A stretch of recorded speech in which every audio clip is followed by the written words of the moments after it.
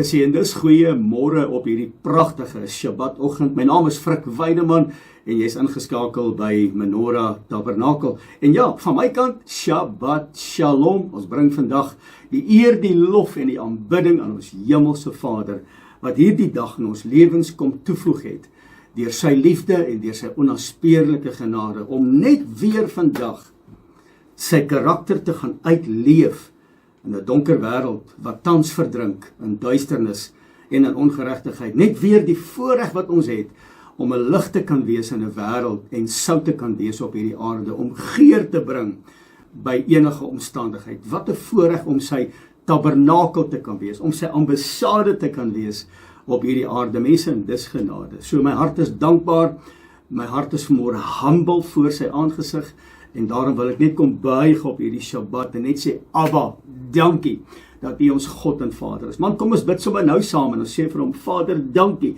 Dankie vir U woord. Dankie vir jou wat ingeskakel is. Kom ons bid saam. Vader, wat 'n voorreg om op hierdie pragtige oggend, hierdie 7de dag, hierdie heilige dag, hierdie afgesonderde dag, net U naam te kan aanroep in aanbidding, met die wete dat U is die aanhoorder en antwoorder van gebed. Ons soek U met ons hele wese, en ek wil uitroep, my siel, vergeet geen een van die weldade van ons hemelse Vader nie. Dankie dat U met ons bemoeienis maak. Dankie dat ons weet U is altyd daar. U sal ons nooit in die steek laat nie. En wanneer ons roep, luister U. Wanneer ons klop, maak U vir ons deure oop. Wanneer ons soek, vind ons.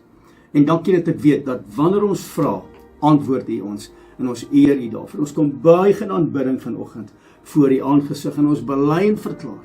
Ons afhanklikheid is by U en by U alleen. Daar is niemand soos U nie, want U is die Alef en U is die Taf. U is die begin, U is die einde. U is die Alfa en die Omega. U het nog nooit verander nie. Dit wat opgeteken is in die Torah, staan vas in die boek Openbaring. Dit wat in die boek Openbaring geskryf is reeds in die begin geopenbaar. Maar U woord is onnaspeurlik. U liefde is so meer as genoeg vir ons op hierdie aarde. En dankie dat die uitgestrekte arm van die lewende God ons vandag kom oprig het op hierdie Shabbat, om na hierdie woord te kom luister. Dankie vir die woord wat vandag sal uitgaan. Vader, ek bid in hierdie oggend vir transformasiekrag by elke man, vrou, seun en dogter. Dat U hulle sal seën na die rykdomme van U heerlikheid. Vader, dis my gebed en ek bid dit vanoggend op hierdie pragtige dag in die wonderbare naam van ons Meester Yeshua HaMashiach. En my gees roep uit, halleluja, prys sy wonderbare naam.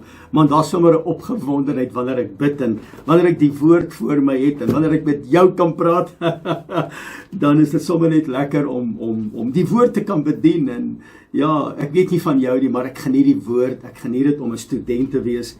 Mense, daar gaan letterlik nie 'n dag verby dat ek nie studeer nie, dat ek nie tot nuwe insigte kan kom nie. Frik, maar dis al wat jy doen. Nee, kom loop saam met my vir 'n week, dan praat ek en jy weer. Jy het geen idee wat hier by ons gebeur nie. Maar ja, ek wil net vanoggend ook kom dankie sê vir julle gebede.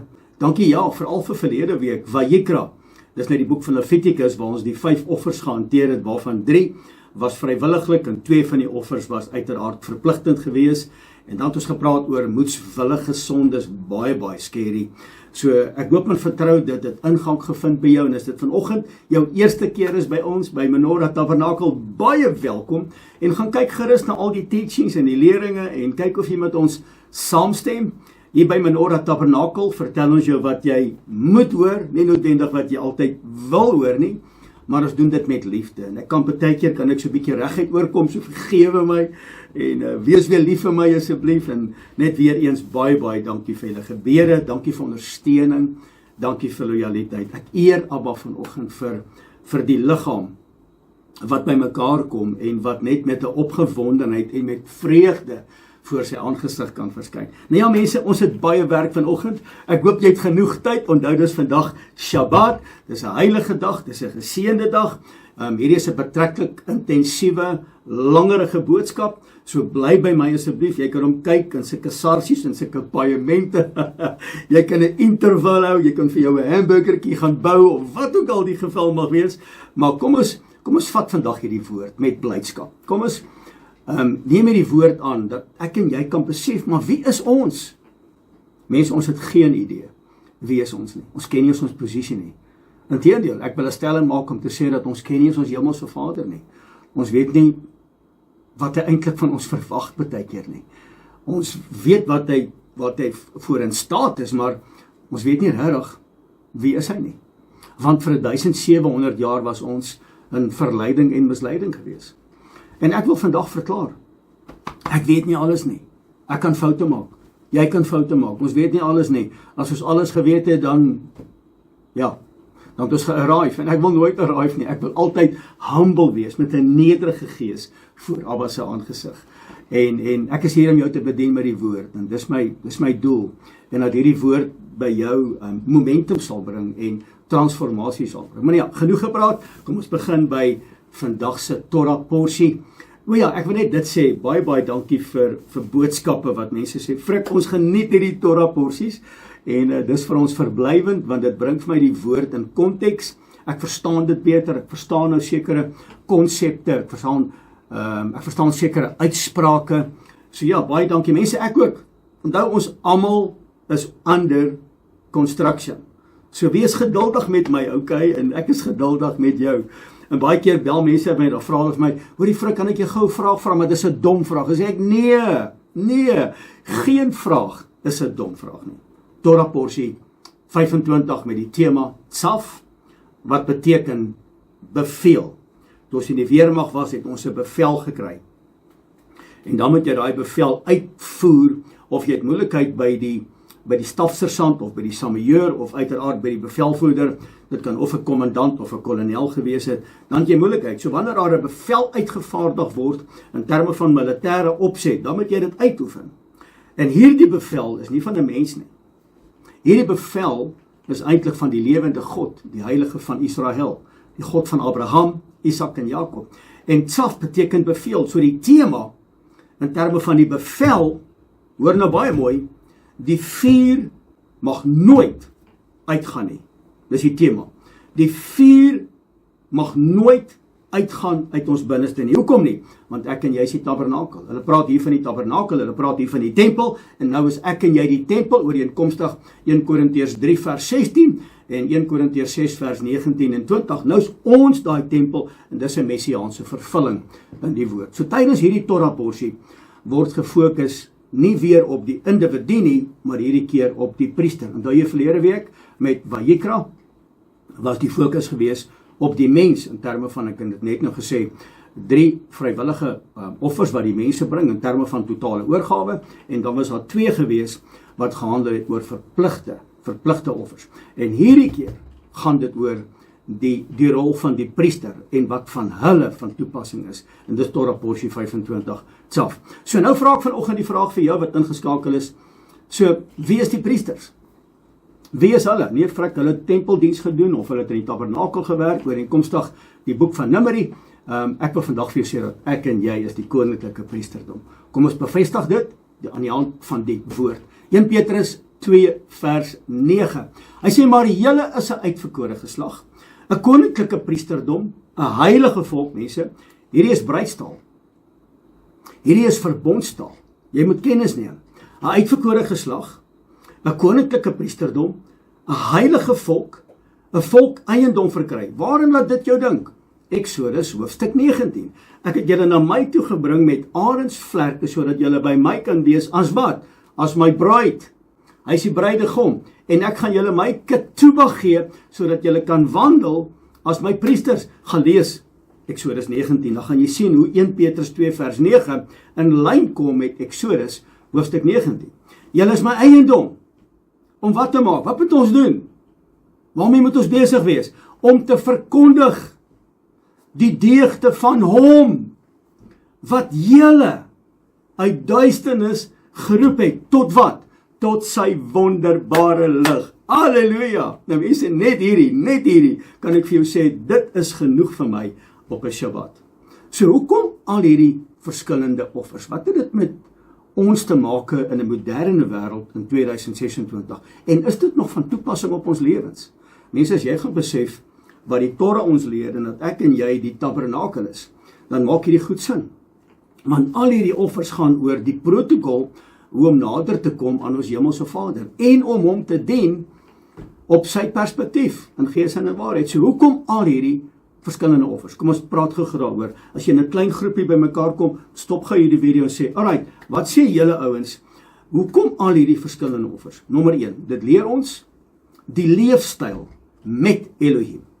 Met ander woorde, ons staan in 'n verhouding met hom. Dit leer ons hoe ons moet optree, hoe ons moet praat, hoe my gedagtes moet wees, hoe ons met mekaar oor die weg kom. Dis hoekom dit hier is. Ons optredes aanneemlik sal wees vir hom en vir mekaar, en dis die redes. Want dan net, Vayikra beteken, hy het geroep. Hierdie gedeelte is taf, en hy beveel. Hy het geroep en hy beveel, sodat ons in lyn kan kom met sy karakter, om nader te kom aan hom, deur woorde, deur gedagtes en dade. En dat ek en jy 'n lewende, lopende offer sal wees, met 'n volle oorgawe aan hom, sodat ons 'n aangename geur kan wees, tot eer van sy koninkryk. Nou ja, dit was 'n mondvol gewees, maar dis die antwoord. Hoekom al hierdie verskillende offers? Sodat ons kan leer, wat is die leefstyl met hom? Ons begin. Die roep van tsaf, of beveel, is opgeteken in Levitikus hoofstuk 6 vers 9. Mense, nou moet jy mooi luister. Moenie net nou lees nie. Lees wat daar staan, en lees saam met my asseblief baie mooi. Levitikus 6 vers 9. Gee bevel aan Aaron en sy seuns, en sê, dit is die wet van die brandoffer. Dit, die brandoffer, moet op die vuurherd op die altaar, hoor mooi, die hele nag lank brand, tot die môre toe moet dit bly.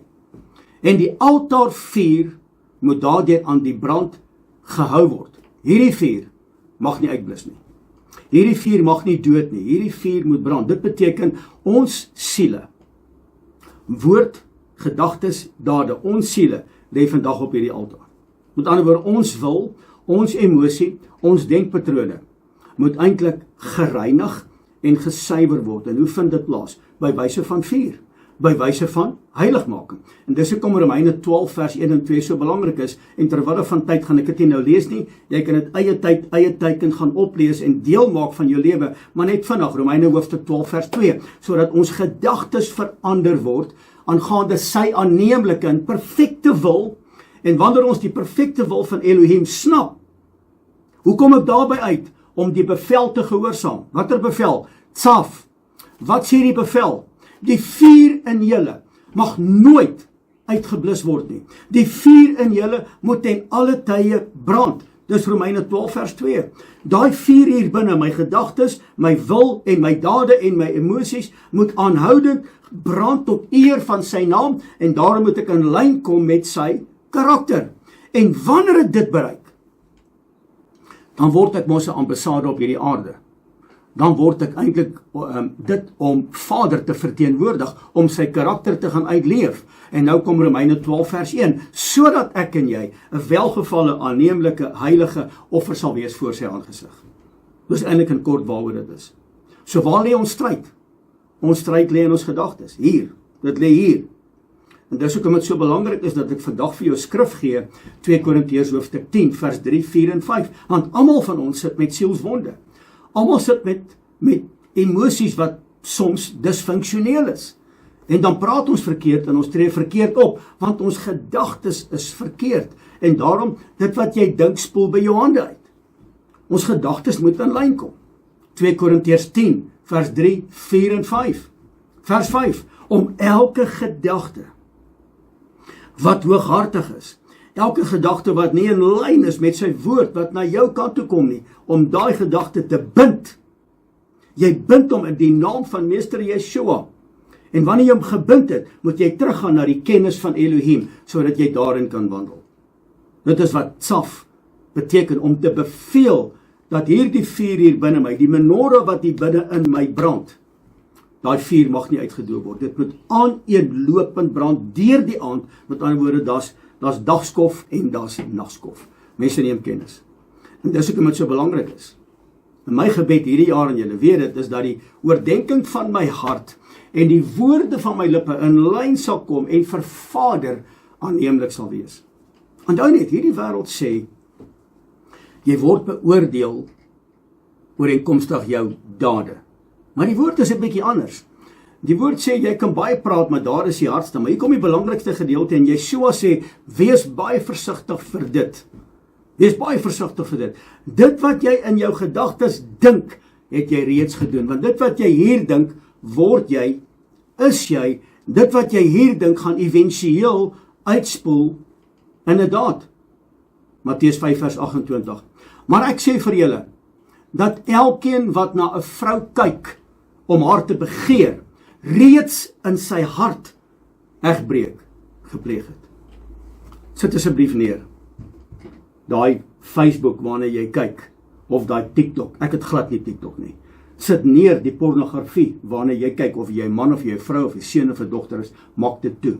Want dit, wanneer jy getroud is en wanneer jy in die huwelik staan en jy is betrokke met dit, as dit in jou gedagtes is, jy begeer daai liggaam, dis vlees. Ek wil gou dit sê, wanneer jy na dit kyk, manne hoor gou vir my, wanneer jy na dit kyk, en daar vind bevrediging plaas by jou, het jy eintlik intimiteit met 'n demoon gehad. Neem kennis wat ek nou vir jou sê. Ek wil eendag met julle praat oor die resultate van pornografie, die resultate van daai sielswond, wat uiteraard op hierdie stadium baie disfunksioneel is in ons samelewing.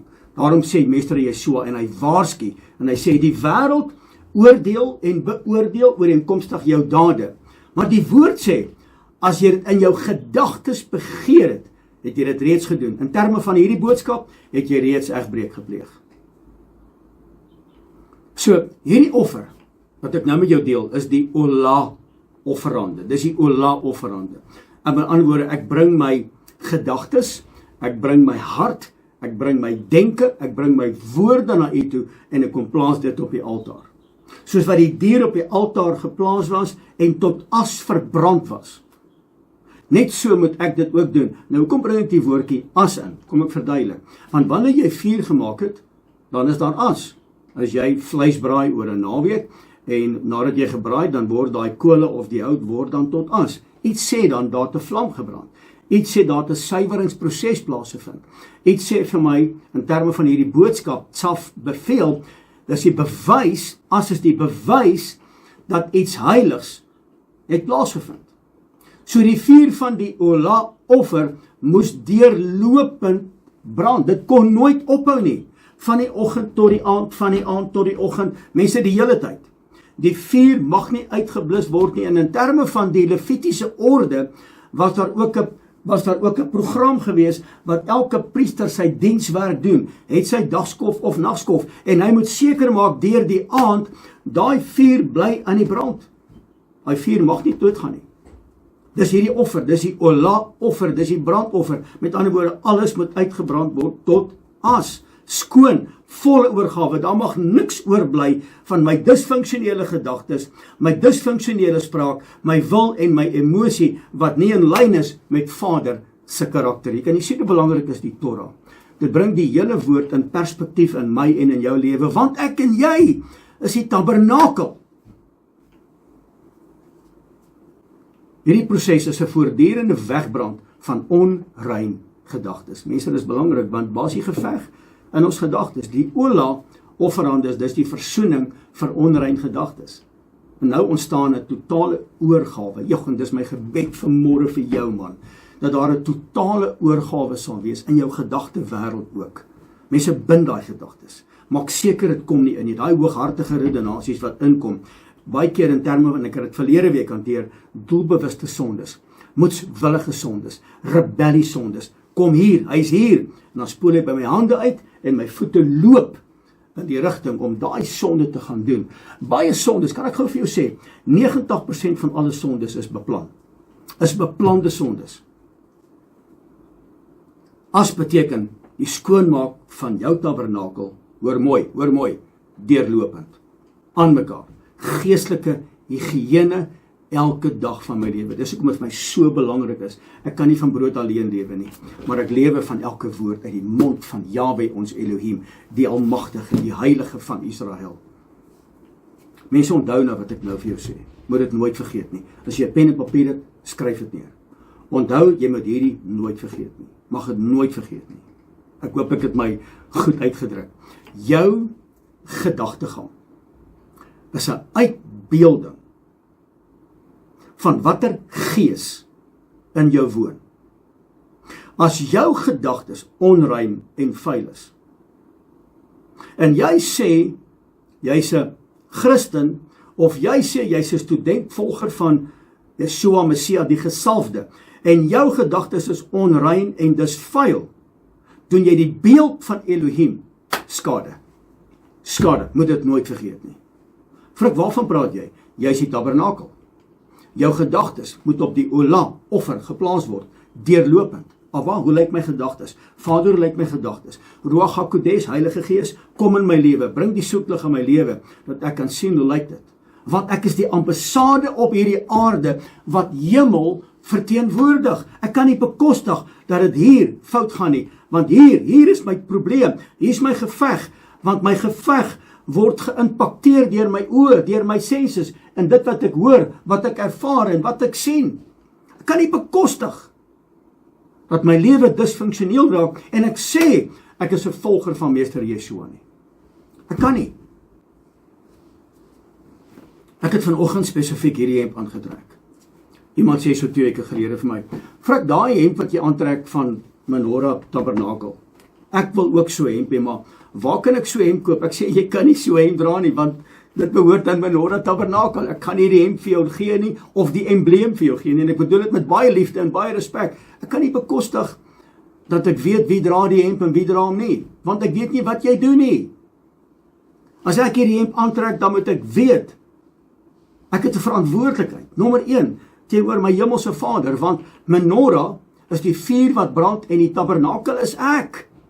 Ek kan nie bekostig om goed te doen, of in my huis waar niemand my sien nie, of in die openbaar waar almal my sien, en dan sê hulle my, daar is Frik Weideman, kyk die hemp wat hy dra, maar kyk hoe tree hy op, en kyk hoe funksioneer hy, en hoor hoe praat hy, en kyk na sy dade, en kyk na die sarkasme, en kyk na dit, en kyk na dat. Ek kan nie bekostig dat mense hierdie hemp dra met hierdie embleem, wat sê die Menorah is die vuur van die Heilige Gees wat in ons brand. Ek is die tabernakel, Menorah tabernakel, dat mense dit dra, en hulle vloek, en hulle skel, en hulle hoer en remoer, en hulle slaap rond, en hulle doen alles wat teen die woord is, maar hulle dra die hemp. Ek kan nie, net so as ek en jy die ambassade op hierdie aarde, wat hemel verteenwoordig. Daarom is hierdie bevel self so belangrik vandag, dat ek en jy sal kennis neem, my wil, gedagtes en emosies moet elke dag op die altaar wees. Die vuur moet brand, daar moet heiligmaking wees. Ek en jy verteenwoordig die Heilige van Israel, die skepper God van hemel en aarde. Ons is sy tabernakel, ek kan nie bekostig dat my wil, my emosies en my dade, my woorde teen sy woord gaan. Ek kan nie bekostig nie. En dis hoekom hierdie offer so belangrik is, want dit kom in lyn in dit wat ek moet doen, dit wat ek moet sê. Mense, ek hoop jy hoor my hart, man.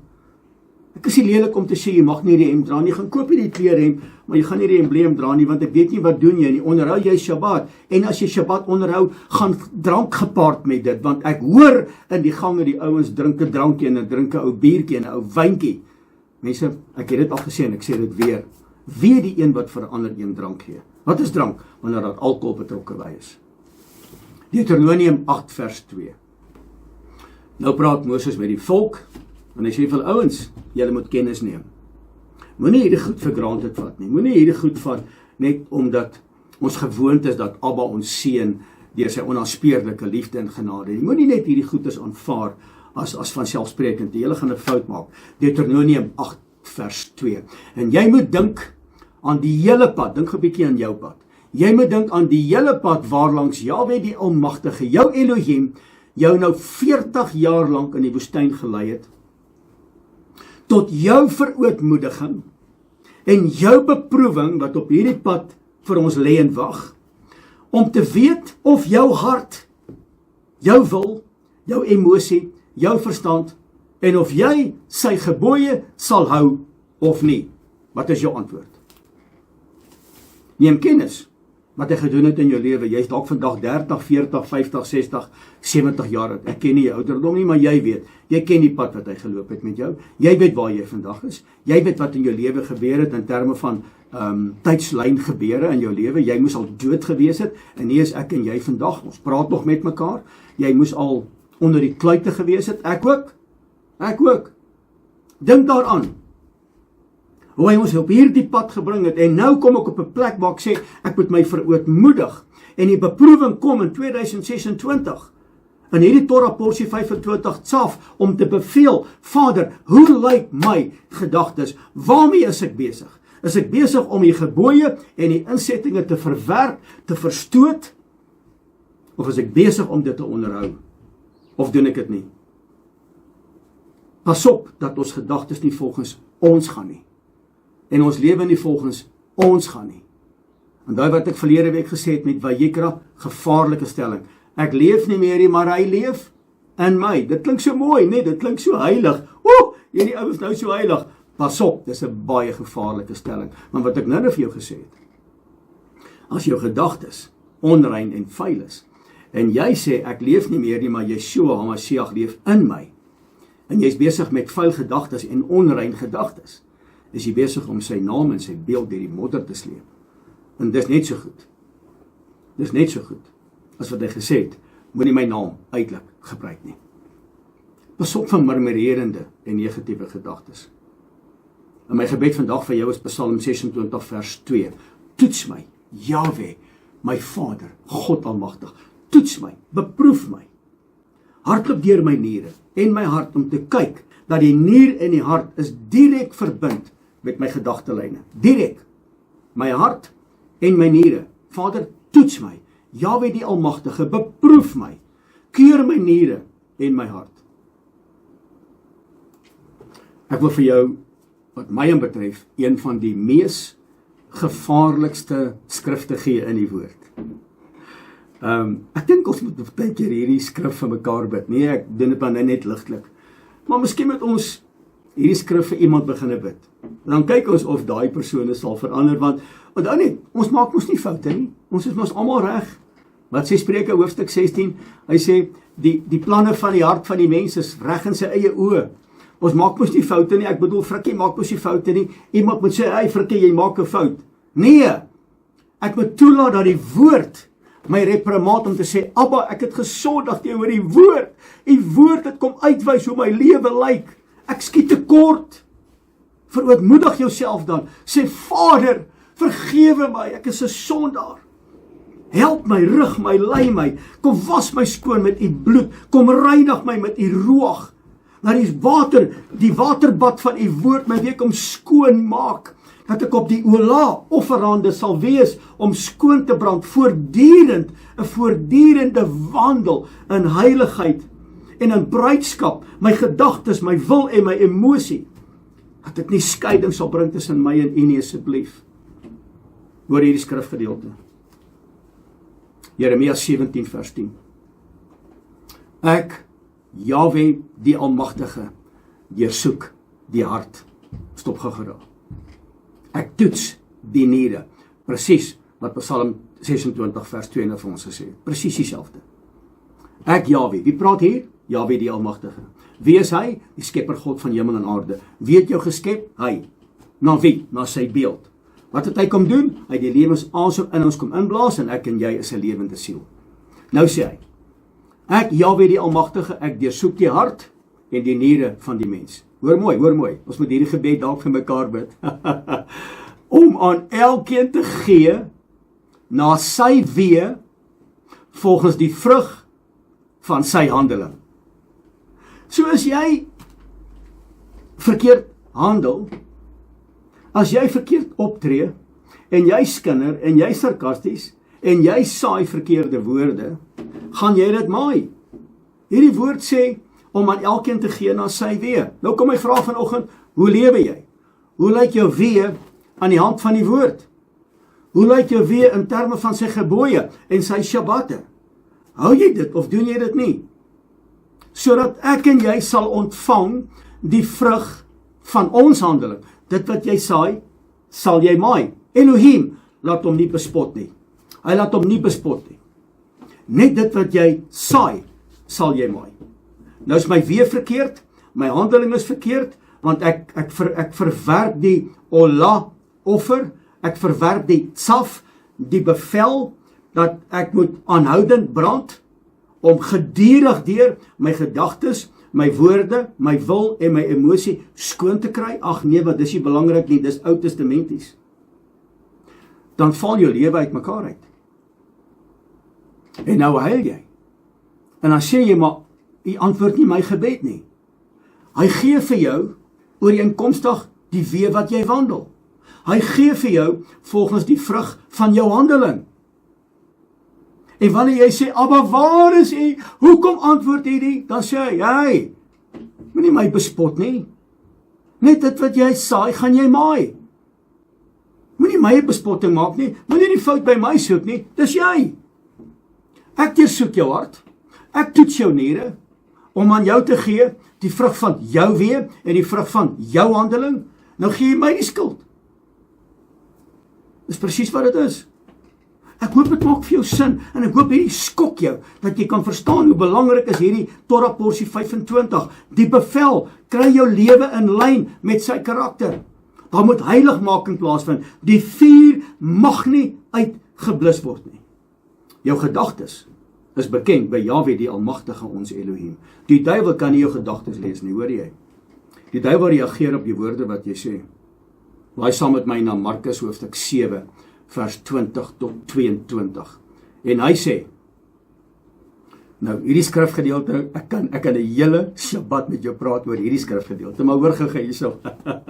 Ag, die ou mensdom. Nou baie mense dink hierdie gaan oor die Bybelse dieetreëls opgeteken in Levitikus hoofstuk 11. Nee, toe nie. Hierdie gedeelte het niks daarmee uit te maak. Iemand sê nou vir my, ja, maar die woord sê, dis nie wat by jou mond ingaan nie, dis wat by jou mond uitkom wat onrein is. Ek sê, jy het nie idee. Dit gaan nie oor varkvleis nie, dit gaan nie oor prons en dit gaan nie oor kalamarie en daai goedners nie. Gaan eet dan 'n vleermuis as jy wil, gaan eet 'n hyena of 'n aasvoël, is dit is wat jy vir my wil sê. Hierdie wat ek nou vir jou gee, gaan nie oor die dieetreëls nie, dit gaan oor my gedagtes, my woorde, my wil, my emosie wat op die altaar moet kom. En daai vuur mag nie uitgeblus word nie, want as daai vuur vrek, dan dooi ek die binnekant. Markus 7. En hy sê, wat uit die mens uitgaan, maak die mens onrein. Want van binne uit die hart van die mens kom die slegte gedagtes, egbreek, hoerery, moord, diewery, hebsug, boosheid, bedrog, losbandigheid, afguns, lastering, hoogmoed en dwaasheid. Ek mense kan die hele oggend hier by stil staan. Gaan kyk so 'n bietjie hoe lyk jou lewe in terme van egbreek. Telefoon. Ek wil nie nou baie tyd met dit spandeer nie, ons het nog baie werk. Hoerery, moord met die tong. We kill slowly with the tongue. Diewery, hebsug, jaloesie, boosheid, gaan lees Spreuke hoofstuk 6 vers 16, bedrog, korrupsie, losbandigheid, maak en doen wat ek wil, rebellie, afguns, jaloesie, lastering, ek praat soos wat ek wil, ek praat kritaal, ek praat shorthand en ek dink dit is aanneemlik, hoogmoed, dwaasheid. Mense, hoekom dink jy is Torah porsie 25 so belangrik vir my en vir jou? Want hier word 'n bevel gegee aan die priester, die leviet. En kom ek lees gou vir jou in watter orde ek en jy moet wandel. Onthou, ek wil net weer vir jou sê dat ek en jy is 'n koninklike priesterdom. Ons is 'n heilige volk, ons is 'n eiendom vir Jahwe ons Elohim. Ooreenkomstig die woord 1 Petrus 2 vers 9. Maar hoekom dink julle is hierdie so belangrik? Sodat ek en jy kan wandel nie langer in die levitiese orde nie, maar ons wandel in die koninkryksorde. En dis opgeteken in Hebreërs hoofstuk 7 vers 11 tot 17. En as jy 'n woord het, lees gou saam met my. Dan hanteer ons dit net vandag, maar ek wil nie hier by stil staan nie, want ek wil net vir jou wys hoe belangrik dit is, ek en jy wat die ambassade is van die Allerhoogste, die Almagtige. Dat ons sy hemp sal dra, dat ons sy kleed sal dra, dat ons nie langer wandel in die levitiese orde nie, maar ons wandel in die koninkryksorde. En kom ek lees gou vir jou, en ek gaan nie alles lees nie. Hoor gou wat sê die woord. Hy sê, en as daar dan volkomendheid deur die Levitiese priesterskap was, volkomendheid deur die Levitiese priesterskap was, want met die oog daarop het die volk die wet ontvang, deur wie? Deur die Levitiese orde. Waarom was dit nog nodig dat 'n ander priester moes opstaan volgens die orde van Melchisedek, en dat hy dit nie volgens die orde van Aaron genoem word nie? Want met die verandering van die priesterskap kom daar noodsaaklik ook die verandering van die wet, omdat hy met die oog op wie hierdie dinge gesê word, aan 'n ander stam behoort het, waaruit niemand die altaar bedien het nie, die Ola altaar. Want dit is volkome duidelik dat ons, Jahwe die Almagtige, Yeshua Messia die gesalfde uit Juda, nie die Levitiese orde, nie uit die Leviete gebore nie, maar uit Juda voortgespreid het, en met betrekking tot hierdie stam het Moses niks gesê van die priesterskap nie. Vers 15, en nog baie duideliker is dit, as daar 'n ander priester opstaan na die ewebeeld van Melchisedek, een wat dit geword het, nie kragtens die wet, in 'n vleeslike gebod nie, maar waar is hy nou? Jeremia 31, hy is hier. Maar hy het die krag van 'n onvernietigbare lewe. Want hy getuig, hy is priester vir ewig, volgens die orde van Melchisedek. Kan jy sien? 'n koninkryksorde. Ons is bevoorreg om in hierdie orde te wandel. Daarom is hierdie offerande so belangrik, dat hy heeltyd aan die brand gehou moet word, sodat my orde, my ambassade skoongemaak kan word, my tabernakel voortdurend skoongemaak kan word, vanweë die vuur wat in my brand. Dis hoekom Yeshua kom en hy sê in Matteus 4 vers 17, hy kom by die disippels, nadat hy uit die woestyn uitkom, nadat hy die duiwel oorwin het binne 40 dae, en hy kom by die disippels en hy sê vir hulle, bekeer julle, want die koninkryk van die hemel het naby gekom. Matteus hoofstuk 10 vers 5 tot 7. Yeshua het hierdie 12 uitgestuur en hulle bevel gegee, tsaf, moenie gaan op pad na die heidene nie, en moenie ingaan in die stad van die Samaritane nie, maar gaan liewer na die verlore skape van die huis van Israel, en gaan preek en sê, die koninkryk van die hemele het naby gekom.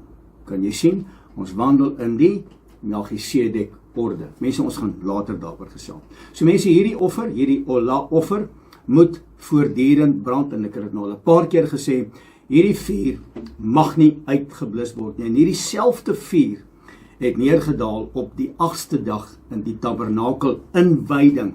Toe kom die vuur uit die hemel uit op die 8ste dag, en daai vuur het uiteraard die offerande kom oplek. So wie is vandag die tabernakel? Ek en jy. So die woord tsaf, bevel, gaan gepaard met dringendheid. Ek roep jou tot aksie. Daar's geen opsie vir passiwiteit nie. Daar's geen opsie van louheid nie. Daar's geen opsie om 'n draadsitter te wees nie. Want die oomblik as ek lou is, of ek is 'n draadsitter, en ek kan nie besluit neem nie, en ek kan nie tot my keuse kom nie, dan gaan die vuur in hierdie tabernakel dood. En is belangrik om vandag kennis te neem, dat ek en jy leef. Ons is op hierdie aarde, om in lyn te kom met sy karakter. Ons kan dit alleenlik doen, wanneer ons sy woord ken. My volk gaan ten gronde, weens 'n gebrek aan kennis. En omdat hulle my kennis verwerp het, daarom het ek hulle priesterskap ontneem, sodat hulle nie in my diensbaar kan wees nie. Mense, ek en jy is klaar met hoor. Ons is nou op die plek waar ons moet doen, ons is in 'n dimensie van doen, ons neem ons verantwoordelikheid op, hoor my baie mooi, om die vuur aan die gang te hou. En dit begin met my gedagtes, my wil, my emosie en my dade. En hierdie vuur op hierdie altaar, nou moet jy vir my baie mooi luister, asseblief. Moenie my nou verloor nie. Miskien moet jy gou 'n pouse vat, maar moenie my nou verloor nie. Want dit wat ek nou met jou gaan deel, mense, is van kardinale, lewensbelangrike aspekte. Levitikus hoofstuk 6 vers 12 en 13. Lees gesaam met my, asseblief. En die vuur op die altaar moet daardeur aan die brand gehou word. Dit mag nie doodgaan nie, maar die priester, aan wie word hierdie bevel gegee? Aan die priester. Maar die priester moet elke môre daaroor hout aan die brand steek, en die brandoffer daaroor reg lê, en die stukke vet van die dankoffers daaroor aan die brand steek. Hoor mooi vers 13. Vuur moet gedurig deur op die altaar aan die brand gehou word. Dit mag nie doodgaan nie. Kom ek vertel gou vir jou wat het hier gebeur. Wat het gebeur met Adam en Eva, toe hulle self toegelaat het met hooghartige redenasies van Satan in die tuin van Eden, toe hy gekom het met die boom van kennis van goed en kwaad, wat bekend staan as misleiding en verleiding, niks te maak met 'n appel nie, dis verleiding en misleiding, want dis wat die duiwel kom doen het. Wat was die resultaat? Naaktheid. Want hulle het nie geluister nie. Die woordjie tsaf, wat beveel beteken, gaan gepaard met die opdrag aan die priesters, in terme van hierdie skrifgedeelte, Levitikus hoofstuk 6, vers 12 tot 13, en hy eindig om te sê, dit mag nie doodgaan nie. Die priester moet elke môre daaroor hout aan die brand steek, en dit moet aan die brand gehou word. Dis die priester se verantwoordelikheid. Wie is ek en jy? Ons is die priesters. Watter orde wandel ons? Die orde van Melchisedek. Ons wandel nie in die Levitiese orde nie, ons wandel in die orde van Melchisedek. Wat is die opdrag? Tsaf, dis 'n bevel, maak skoon. Kry julle tabernakels reg. Julle is my ambassade. Kom in lyn met die konstitusie van die hemel. Kom in lyn met die konstitusie, my gebooie, my verordeninge. Kom in lyn met my woord. Anders gaan die vuur dood. So wat gebeur het, daar was 'n dienslys gewees van priesters, ooreenkomstig die boek van Numeri. Dan word die name neergepen van daardie priesters om diens te doen in die tabernakel of dan later in die tempel. En dan hierdie spesifieke offer, die ola offer, die vuur op die altaar mag nie uitgeblus word nie. En wanneer 'n priester dan nagskof sou werk, dan is dit die hoofpriester se plig, en hy doen dit. Hy staan op in die middernag, en dan stap hy om te gaan kyk of hierdie vuur brand. Stop gou vir 'n oomblik. Waarin laat dit jou dink? Dit laat jou dink aan die 10 magde, nê? Met ander woorde, hierdie, wat ek nou met jou deel in Levitikus hoofstuk 6 vers 12 tot 13, is eindtydtaal. Hierdie is eindtydtaal. Dan gaan die hoofpriester, en hy kom in die middernag, en hy gaan kyk of hierdie vuur brand. Die 5 wyse magde se vuur het gebrand. Die dwaase sin het nie gebrand nie. En dan gaan kyk hy, hoe lyk die vuur? Hoe lyk die hout? Hout, onthou die woordjie hout. Hoe lyk die hout wat op hierdie vuur geplaas is? Onthou die woordjie hout. En wanneer hierdie vuur uitgedoof is, en hy brand nie soos wat hy moet brand nie, dan vat die hoofpriester 'n kool van die altaar, en hy gaan soek daai priester, en hy gaan sit daai kool op sy kleed neer, terwyl hy in die slaap geraak het, of hy's nie op diens nie. Hy gaan sit daai kool op sy kleed neer. Sy kleed, uiteraard, daar's nou 'n klomp spekulasies, kan dalk in die brand slaan. Dan trek hy daai kleed uit, want die kool is op sy liggaam. En wanneer hy daai kleed uittrek, is hy uiteraard naak. Met ander woorde, dan beteken dit, hy was nie diensbaar nie. Sy lamp het dood gegaan. Die vuur het dood gegaan. En wanneer die hoofpriester in die middernag opstaan te gaan kyk wie's in die slaap, presies wat die woord ons waarsku. En wanneer die oproep kom, wanneer die shofar blaas middernag, en hy kom om sy bruid te kom haal, en dan gaan hy daai vuur soek wat binne ons moet brand, en daai vuur mag nie uitgedoof word nie. Vers 13, die vuur moet gedurig deur op die altaar aan die brand gehou word, dit mag nie doodgaan nie. Wat hou my vuur in die gang? Die Torah. Die Torah is die woord. Wat loop saam met die Torah? Sy ruach, sy Heilige Gees. Ek en jy word geïmpakteer met waarheid, met woord en met gees. Prys sy wonderlike naam. Openbaring 16 vers 15. Maar ek is opgewonde oor hierdie. Hierdie is amazing. Openbaring 16 vers 15. Ek hoop jy's nog by my, is jy nog hier? Openbaring 16 vers 15. Kyk, ek kom soos 'n dief. Salig is hy wat waak en sy klere bewaar. Hoofpriester kom deur, hy sit die kool op die kleed van die priester. Hy sê, hoekom doen jy nie jou werk nie? Hoekom is hierdie vuur dood? Salig is hy wat waak en sy klere bewaar, sodat hy nie miskien naak rondloop en hulle sy skaamte sien nie, want jy het nie jou deel gedoen nie.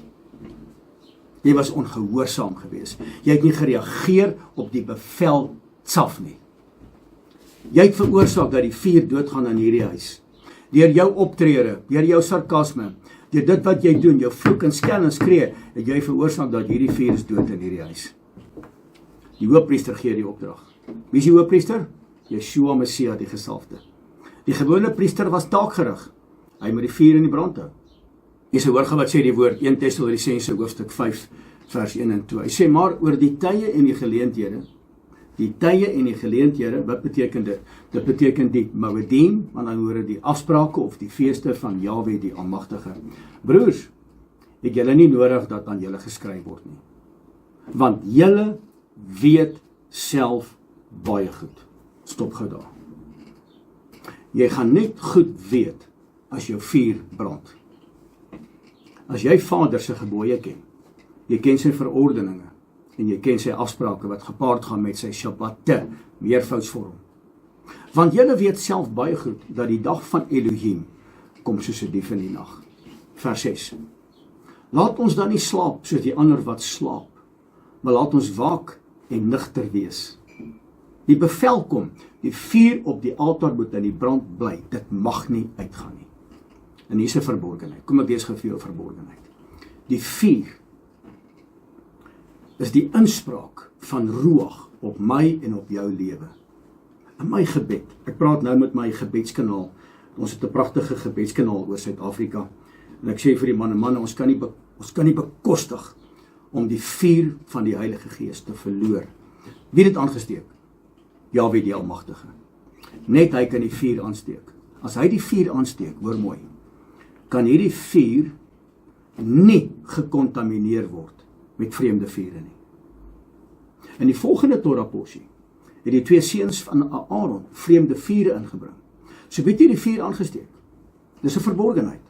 Yahweh die Almagtige. Op die 8ste dag met die inwyding van die tabernakel het vuur uit die hemel uit neergedaal en dit het die offer opgelek. Selfs wat gebeur het met Elia, met die Baalprofete. Vuur uit die hemel uit. Wie die offer in die brand gesteek? Yahweh die Almagtige, die Heilige van Israel. En hy doen dit in ons lewens. So as hy die vuur kom aansteek het, deur bekering, deur die bloed van die lam, deur die volmaakte werk op Golgotha, dat jy moet vandag weet, 'n messiaanse vervulling, jy's die tabernakel van Heilige Gees. Jy's 'n heilige volk, jy's 'n koning, jy's 'n priester, jy's 'n eiendom vir hom verkry, jy's afgesonder, apart gestel. Kan jy hoor hoe ek praat, man? Hierdie is verbond, hierdie is bruidstaal, hierdie is eindtydtaal. Wie die vuur aangesteek? Ek en jy? Nee. Hy. Ek kan nie na hierdie altaar 'n vreemde vuur bring nie. Sy heerlikheid, sy glorie sal my kom uitbrand. Levitikus 9:24. Vuur het van die aangesig van Yahweh die Almagtige uitgegaan en op die altaar die brandoffer in die stukke verteer. Toe die hele volk dit sien, het hulle gejuig en op hulle aangesig geval. Hierdie vuur verteenwoordig die deurlopende teenwoordigheid van Yahweh, die Almagtige, ons Elohim. Hy wat was, hy wat is en hy wat weer sal kom. Hierdie vuur is aangesteek uit die hemel uit. Hierdie vuur is die enigste vuur wat hier binne moet brand. Daar kan nie ander vuur brand nie. Hierdie vuur is ook 'n verterende vuur. Dit brand die sonde weg, my onrein gedagtes, my vuil gedagtes, my disfunksionele optrede. Hy moet dit kom wegbrand. Dis die enigste gesag. Is hy, skepper God van hemel en aarde, wat hierdie vuur aan my kom aansteek het, en dis die Kadosh vuur, die heiligmaking vuur, die bruidskap wandel, tot wanneer die Messias ons kom haal, as die bruidegom, om sy bruid te kom ontmoet. Wat sê die woord? Blus die gees van Elohim nie uit nie. Baie belangrik. Ja, mense, ek hoop pas 'n opgewondenheid by jou, man. Hierdie is wonderlik. Ek weet nie vir jou nie, maar ek geniet elke oomblik om dit saam met jou te deel. Mense, kan jy verstaan? Yeshua is die enigste offer vir ons sondes. Hy het gesê, dit is volbring. Hy het uit eie vrye wil. Hy was daai 3 vrywillige offers. Hy het alles kom gee. Ek en jy is nie eens bereid om 20% te gee nie, man. Hy gee alles. Hy is die enigste deurlopende offerande. Waar woon hy? Waar woon hy? Hy woon hier. Deur wat? Deur daai vuur wat hy aankom steek het in hierdie tabernakel. Wat moet ek en jy doen? Ons is die priesters, né? Ons wandel in die orde van Melchisedek. Wat moet ek en jy doen? Ek en jy moet hierdie vuur onderhou. Ons moet dit voed. Ons moet dit bewaar. Jy moet veg. Jy moet veg vir dit. Jy moet veg vir die woord. Jy moet wag staan, wees wakker, staan wag. As die wagter op die mure van Jerusalem blaas die shofar. Want die vuur verteenwoordig die gees van die lewende God. Waar moet hy brand? In my altaar. Waar is my altaar? My hart en my niere. Maar verkieslik my hart. Mense, kom ek praat gou met jou oor hout. Hout kom van 'n boom, jy's reg. Watter boom? Die boom van kennis van goed en kwaad of die boom van die lewe? Watter boom? As jy met my vandag praat en jy bring die hout van die verkeerde boom, die boom van kennis van goed en kwaad, die boom van verleiding, die boom van misleiding. Ek het nie nodig om Shabbat te onderhou nie. Ek het nie nodig om Vader se gebooie te gehoorsaam en uiteraard ook sy feeste en sy Shabbatte te gehoorsaam nie. Dan is dit 'n verkeerde boom. Dan bring jy verkeerde hout na die altaar toe. Wie die altaar aangesteek? Jahwe die Almagtige, ons Elohim. Wat bring jy met die altaar in die gang te hou? Verkeerde hout, verkeerde boom, misleiding, vreemde vuur. Dis presies wat gebeur het met die seuns van Aaron. Hulle doodgebrand. Wat het hulle gedoen? Hulle het vreemde vure gebring na die altaar toe. Wat was die opdrag? Tsaf, bevel. Ek gee die priester die opdrag om hierdie vuur in die gang te hou wat Elohim aangesteek het. En ek moet die regte hout bring, die boom van die lewe, wat opgeteken is in die Torah, met die samewerking, met die kragwerking van sy ruach, om daai vuur in die gang te hou. Hoor wat sê Lukas 23 vers 31. Wat as hulle dit doen aan die groenhout, die onskuldige man? Wat sal met die droë hout, die bose man, gebeur? Wat gaan gebeur met ons wat die waarheid ken en hulle wat in die boosheid wandel? Daar moet ons vir mense begin bid. Ons kan nie stil bly nie. Weet jy wie is die vuur? Die Torah. Die Torah is die lewende woord. En hy het lewend geword, en hy het vlees geword, en hy het onder ons kom woon. En elke dag, my hout, is woord, dis gebed, dis lofprysing. My woord is elke dag, Torah studie, om die woord te bepeins, om te sê, Vader, hier is my 2 ure. En dan net, my voorbereidingstyd het niks te maak met my spesiale tyd, nie my devotional time nie. Niks nie. Elke dag, sy Torah bepeins dag en nag. Psalm hoofstuk 1, Josua hoofstuk 1 vers 7, 8 en 9. Sy ruach, hoor gemooi. Abba, U is so wonderlik. Terwyl ek met jou praat, kry ek hierdie prentjie. Ons is sy tabernakel. Binne ons brand 'n vuur. Deur wie is die vuur aangesteek? Jahwe die Almagtige, ons Elohim, die koning van alle konings, die heilige van Israel. Hy het hom kom aansteek deur wat? Deur sy ruach, Heilige Gees. Wat is die ruach? Wind. Wat het hy met ons kom doen met die skepping? Hy het die lewensasem in ons kom inblaas. Om wat te maak? Om 'n lopende lewende vuur te wees. Om sy naam te eer en te verheerlik. Sy ruach is die geestelike vuur. Sy gees moet brand binne in my. En ek moet hom verheerlik dag en nag. Bly saam met my asseblief na 2 Timoteus, hoofstuk 1, vers 6 tot 7. Om hierdie rede herinner ek julle daaraan om die genadegawe van Elohim aan te wakker, wat in jou is, deur die oplegging van my hande. Want Elohim het ons nie 'n gees van vreesagtigheid gegee nie, maar van krag, liefde en selfbeheersing. So blaas die gawe van Elohim aan, want ek en jy het die vuur ontvang, en pas op, dat daar die vuur nie doodgaan nie. So mense, wat is die grootste gevaar in die seisoen waarin ek en jy leef, 2026, ons leef in die laaste dae.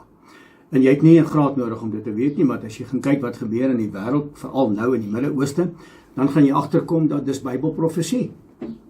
Almal gaan skryf vir vrede, en die vrede gaan van ons al wegvlug. En ons moet gaan kyk, wat sê Bybelprofesie in terme van Esegiel 38, 39 en 40, en uiteraard ook in die boek van Matteus 24, van oorlog en gerugte van oorlog, en een nasie gaan teen 'n ander een opstaan, Lukas 21, en dan Openbaring, wat hierdie goed vir ons absoluut kom weerspieël wat nou gebeur. Bobehalwe dit, wat is die grootste gevaar? Is dit vervolging? Is dit koop en nie verkoop nie? Is dit die digitale idee? Is dit 1000 dinge? Of wat dink jy is die grootste gevaar? Die grootste gevaar nou, vir my en vir jou, as 'n volgeling van Meester Yeshua die gesalfde, is wanneer ons nie meer vuur het nie.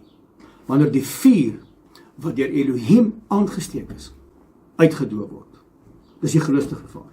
Die tweede gevaar wat hiermee gelyk staan, myns insiens, is wanneer ons daai vuur aan die gang hou, met valsheid. Met ander woorde, met 'n verkeerde boom. Verkeerde boom. En ons dink die vuur brand. Ons dink ons het te make met die Heilige Gees, en dan het ons nie. En dis die valse Heilige Gees, en dis die Kundalini, wat ingekom het in ons midde. En ek en jy moet waaksaam wees.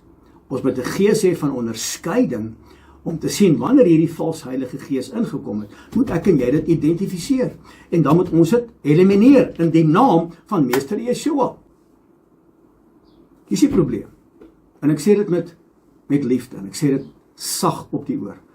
Baie gelowiges wil gered wees, maar hulle wil nie, ek soek die regte woord, verbrand word nie.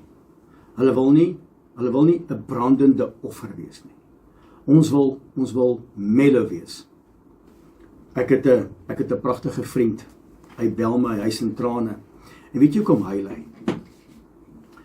Hy huil omdat manne wat gesê het ek sal. Manne wat gesê het ek gaan dit doen. Dit nie doen nie. Wat het hierdie manne gesê hulle gaan doen? Hulle het gesê ons gaan roep. Ons gaan klop. Ons gaan vra. Ons gaan smeek. Elke dag. Hulle doen dit nie. Hulle het koud geword.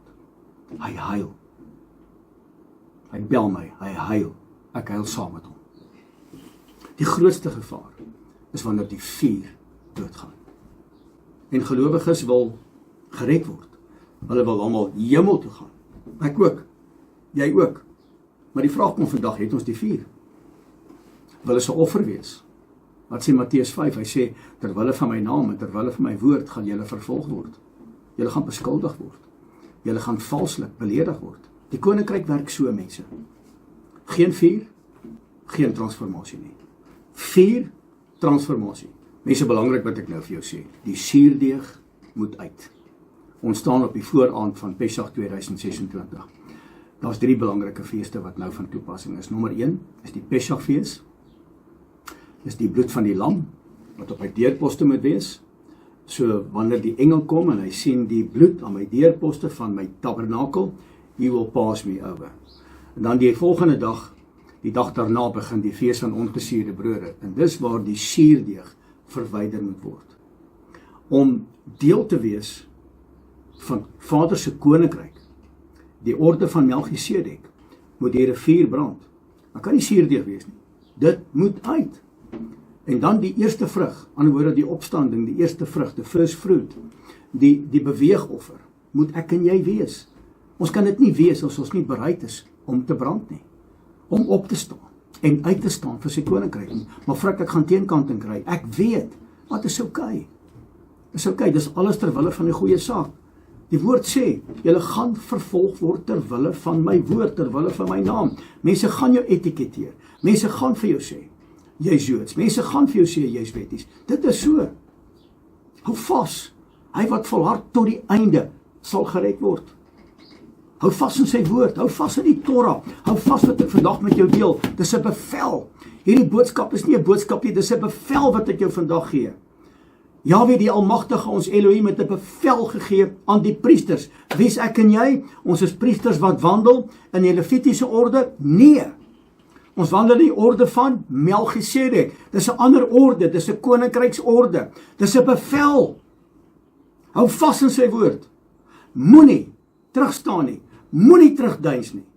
Ons is geroep om op te staan en uit te staan. Mense, asseblief, blaai saam met my na Levitikus hoofstuk 6 vers 17. Luister nou baie mooi op hierdie brode. Dit mag nie gesuurd gebak word nie. As hulle deel, het ek dit van my 4 offers gegee. Hoogheilig is dit, soos die sonoffer en die skuldoffer. Mense, ons kan nie langer betrokke raak met sonde nie. Ja, maar frik ons almal deur sonde, ek weet. Maar wanneer jy dit doen, sal die gees van God, daai vuur, kom en hy sal dit kom uitbrand, mits jy 'n berouvolle hart het. Ons moet neerlê vandag die sonde, die trots en die valsheid. Mense, ons kan die regte rituele hê. Ons kan hierdie pragtige Shabbat-diens hê.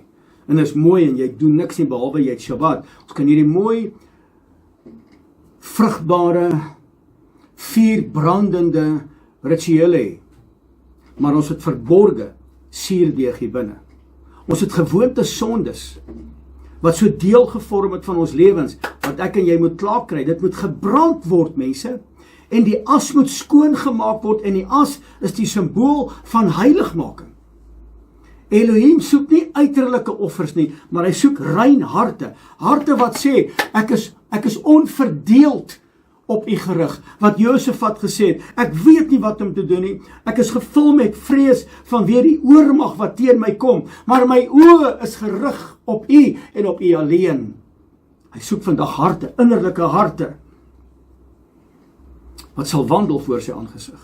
So mense, in hierdie Torah porsie 25, wat ek verskriklik interessant vind, en dankie dat jy nog sit en luister na my, ek het groot waardering, is ook opgeteken die vredesoffers, met ander woorde die gemeenskapsoffers, want dit raak die gemeenskap. En jy kan dit gaan oplees in Levitikus hoofstuk 7 vers 11 tot 15. En hierdie offer gaan oor om saam te eet. En dit simboliseer die verhouding met mekaar as die liggaam. So, nou moet jy onthou, ons kom by mekaar, Jahwe ons Elohim het hierdie vuur aangesteek waar? In ons tabernakels. Nou kom ons by mekaar en ons het fellowship. Wat vind plaas? Anointing. Wat breek die juk? Die salwing. Die salwing breek die juk. En dit verwys bruidstaal tussen die bruidegom en die bruid, want dit gaan gepaard met die verbondsmaal wat ons in die tafel sit. En wanneer ons in die tafel sit, dan breek ons die brood. En ons neem die druiwesap wat die bloed van die lam simboliseer. Ons is nou op die vooraand van Pesach en ons doen dit. So kan jy sien hoe belangrik, ek moet skoon gewas word en dan het ons fellowship met mekaar. En die vuur brand, wat se vuur? Die vuur wat Jahwe die Almagtige kom aansteek het. Johannes 6 vers 56. Wie my vlees eet en my bloed drink. Dis Johannes 6 vers 56. Hoor gou wat sê Johannes 6 vers 66. 6, 6, 6. En hulle het nie meer met hom gewandel nie, want toe hulle hoor, hulle moet sy liggaam eet, wie my vlees eet en my bloed drink, het gemeenskap met my, met ander woorde, intimiteit. Met ander woorde, ons kom terug na die eerste liefde.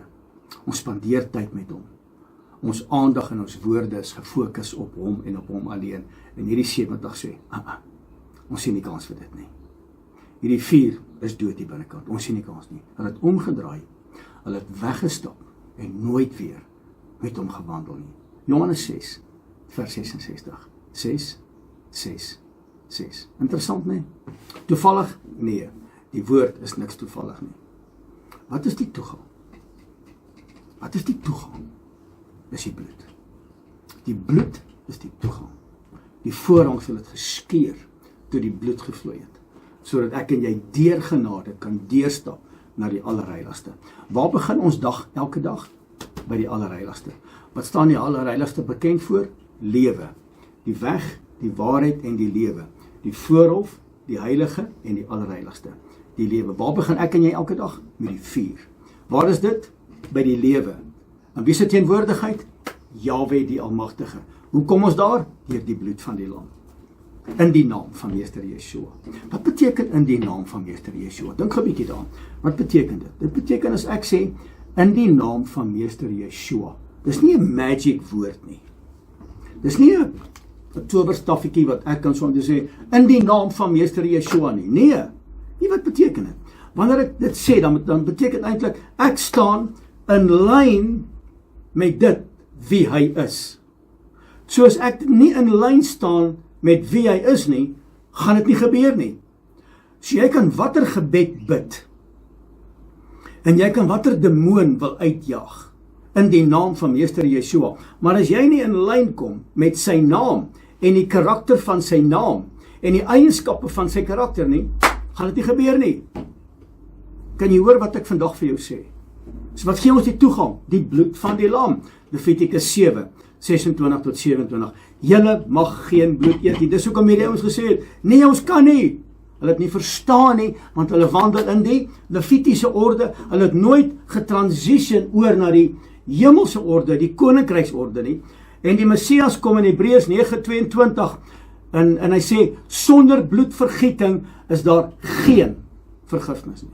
Mense, want die lewe is in die bloed. En hierdie ouens sê, ons stel nie belang nie. Want die Levitiese orde sê, ek kan nie die bloed drink nie. Ek kan nie die liggaam eet nie. En baie mense, vandag se tyd, in 2026, ruk hierdie hele ding uit verband uit. En Johannes 6 vers 66 draai hulle om en hulle stap weg. Want daar's lewe in die bloed. Want hulle wandel nog in die Levitiese orde. Hulle wandel nie in die orde van Melchisedek nie. En die Messias word weerspieël in Hebreërs 9:22 en hy sê, sonder bloedvergieting is daar nie vergifnis nie. Daar is nie seëninge sonder die bloed nie. En hartseer, mense, dat die bloedverlossingswerk word uit ons Bybels uitgeskrywe. En die bloedverlossingswerk word kragteloos gemaak deur predikante en predikers wat daarteen praat. Hulle het weggestap, Johannes 6 vers 66. Met ander woorde, ons ignoreer die bloed. Geen bloed, geen verbond. Elke verbond gaan gepaard met bloed. Die inwyding van die priesters. Levitikus hoofstuk 8 vers 1 tot 3. Lees gesaam met my. En nou wil ek hier moet oplet. Hierdie is belangrik. Mense asseblief, dis 'n Torah porsie. Moenie haastig raak nie. Moenie sê hemel frik jou nie op nie. Moenie haastig raak nie asseblief. Wat ek nou met jou gaan deel is van kardinale belang. Moenie wegraak nie. Sit, stop, gaan maak 'n koppie koffie, drink 'n koppie koffie. Ek gaan aan, jy kan maak net soos wat jy dit wil doen. Levitikus 8 vers 1 tot 3. Mense, hierdie is belangrik. Vayikra. Verder het Jahwe met Moses gespreek en gesê, neem Aaron en sy seuns saam met hom en die klere en die salfolie, die sondofferbul, die 2 ramme, die mandjie vol ongesuurde koeke en versamel die hele vergadering by die ingang van die tent van samekoms. Mense, elke keer wanneer as jy woord lees, is dit belangrik om te gaan kyk as ek lees of daar 'n alef en of daar 'n taf te sprake is. Die begin, die einde, die eerste en die laaste. Wat ek nou sopas gelees het in die boek van Levitikus, is daar onder andere 6 alefs en tafs wat geopenbaar word.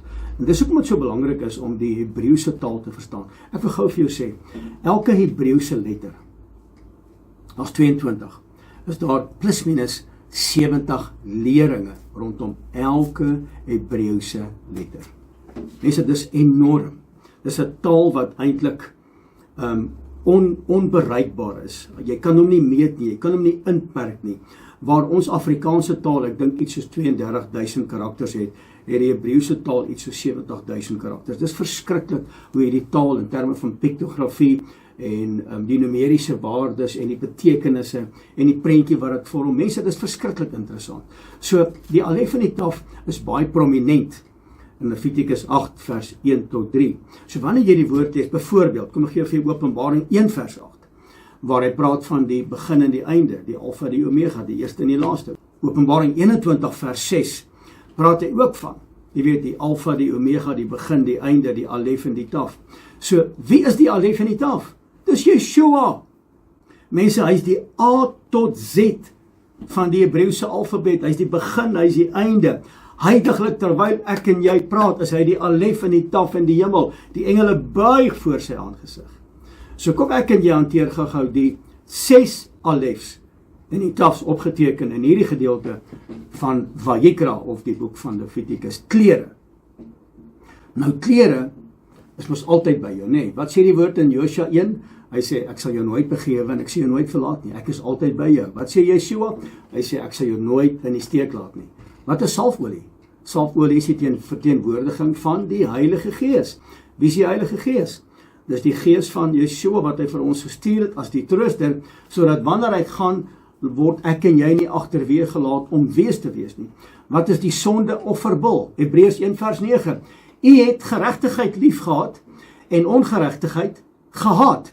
Daarom het o Elohim, u onse God, u gesalf met vreugdeolie bo u metgesel, met ander woorde, posisie. Die twee ramme, Yeshua is die enigste sondeofferande, as die perfekte een, wat die versoening gebring het oor die periode van Yom Kippur, die tydperk van versoening. Met ander woorde, Hazazel wat gegaan het, en dan die soortgelyke ram wat agtergebly het, wat dan geoffer was vir ons versoening. Dis die twee ramme. Alles die verwysing na Meester Yeshua. Die ongesuurde koeke, Exodus 12. Die sondelose, die ongesuurde brood, is die verwysing van Meester Yeshua die gesalfde. Hy is in die graf ingelaat, hy het die sonde van die wêreld op hom geneem, en hy het vir ons sondes gesterf. Daar was geen sonde in hom gewees nie. Ons redding het gekom deur hom. En die hele vergadering, Openbaring 7, vers 9 tot 10. Groot menigte is hulle wat hom gevolg en gedien het, deur sy instruksies te eerbiedig, en ons is deel van sy familie. Mense, ek en jy moet soos hy wees, in 1 Johannes hoofstuk 3 vers 2. Gaan lees dit self. 1 Johannes hoofstuk 3 vers 2. Aaron en sy seuns. Hulle was geroep, hulle was getsaf, hulle was beveel. Dit beteken, hulle was gewas, hulle was beklee, en hulle was gesalf en met bloed aangeraak. Nou hier is nou belangrik. Die bloed, Levitikus 8 vers 23. Die bloed is aangeraak aan hulle regter oorlel, hulle regterhand, die duim, en die regtervoet, die toon. Die messiaanse vervulling ten opsigte van dit is dis die oor is wat jy hoor. Wie is die priesters? Ek en jy, ons wandel in die Melchisedek orde. So my regter oor is wat jy hoor. My hand is wat jy doen. My voet is waarheen jy loop. Neem kennis. Jy kan gesalf wees, maar jy kan nie heilig wees nie. Want die seuns van Aaron was gesalf, maar hulle het vreemde vure, hulle het vreemde hout gebring. Hulle het hout gebring van die boom van kennis van goed en kwaad. Hulle het misleiding en verleiding. En hulle het opgetree teen die reëls en die orde, die koninkryksorde, het hulle opgetree in rebellie, moedswillige sondes. Jy kan gesalf wees, maar jy kan nie heilig wees nie. So ware priesterskap beteken implikasie, totale oorgawe. En dis wat hierdie gedeelte ons leer van Tsaf, beveel, 7 dae van afsondering. Levitikus hoofstuk 8 vers 33. Ook mag julle 7 dae lank nie by die ingang van julle tent van samekoms uitgaan nie, tot op die dag van julle wyding verby is. Want 7 dae lank moet julle die wyding duur.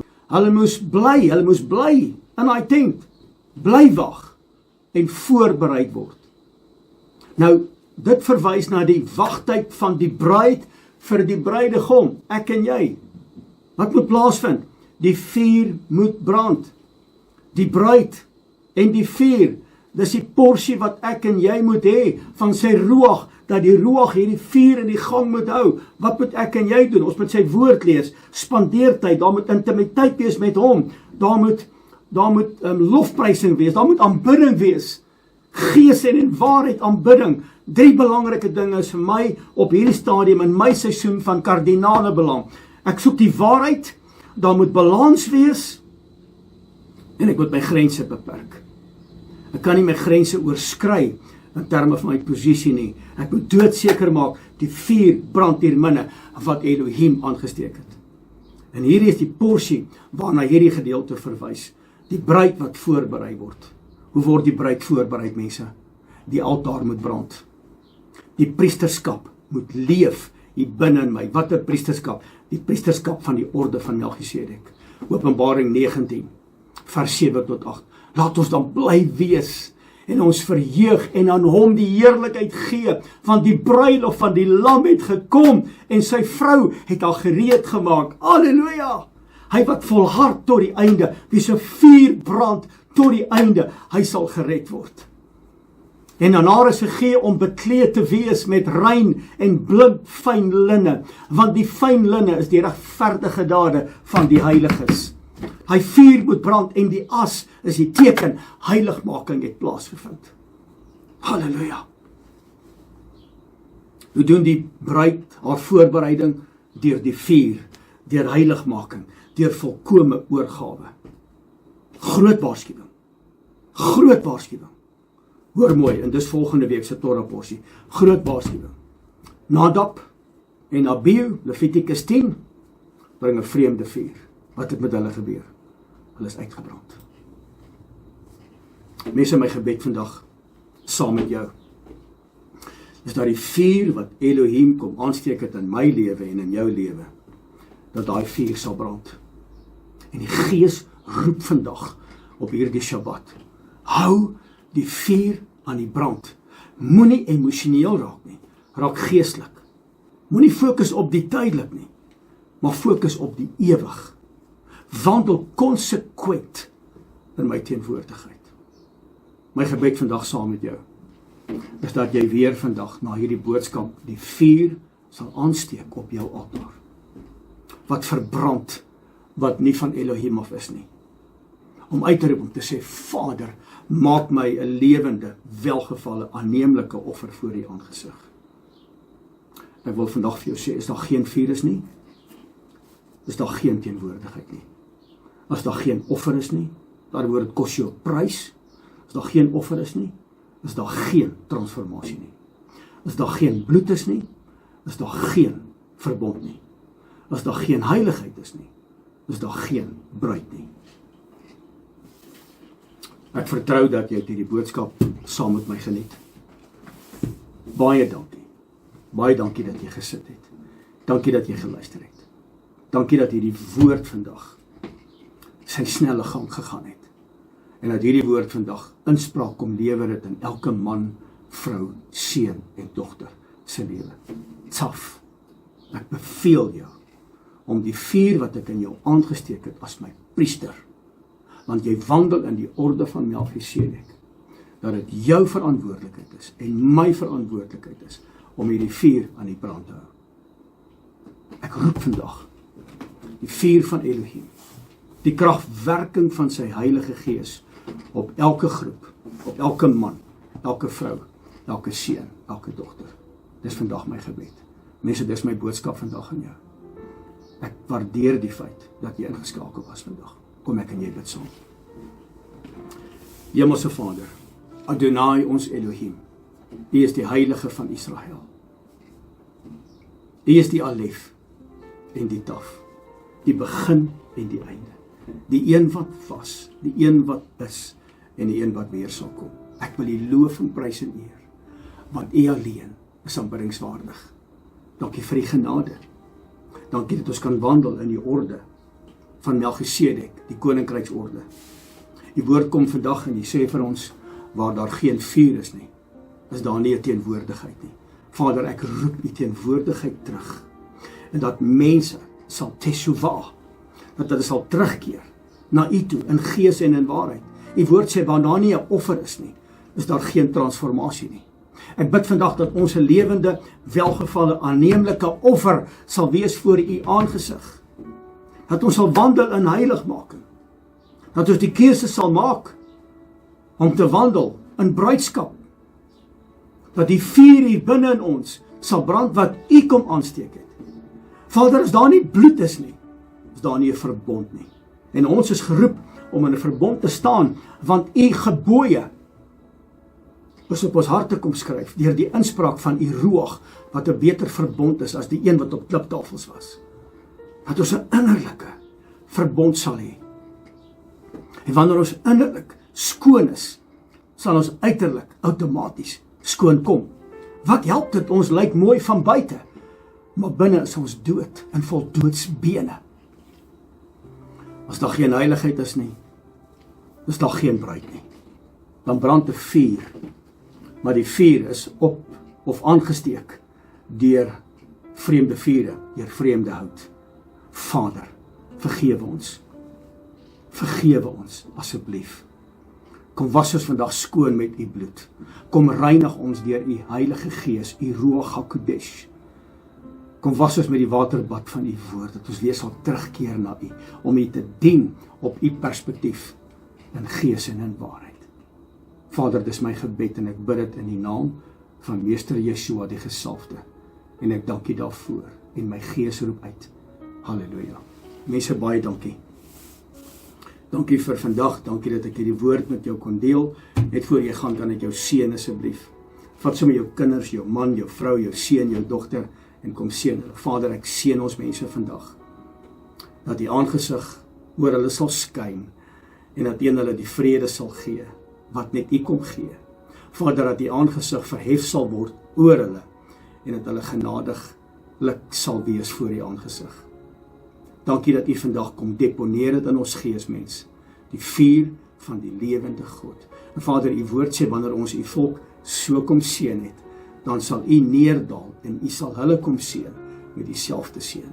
Ons doen dit vandag, in die wonderbare naam van Meester Yeshua, en my gees roep uit, halleluja. Mense, baie dankie, Frik Weideman, tot die volgende keer, Shabbat Shalom.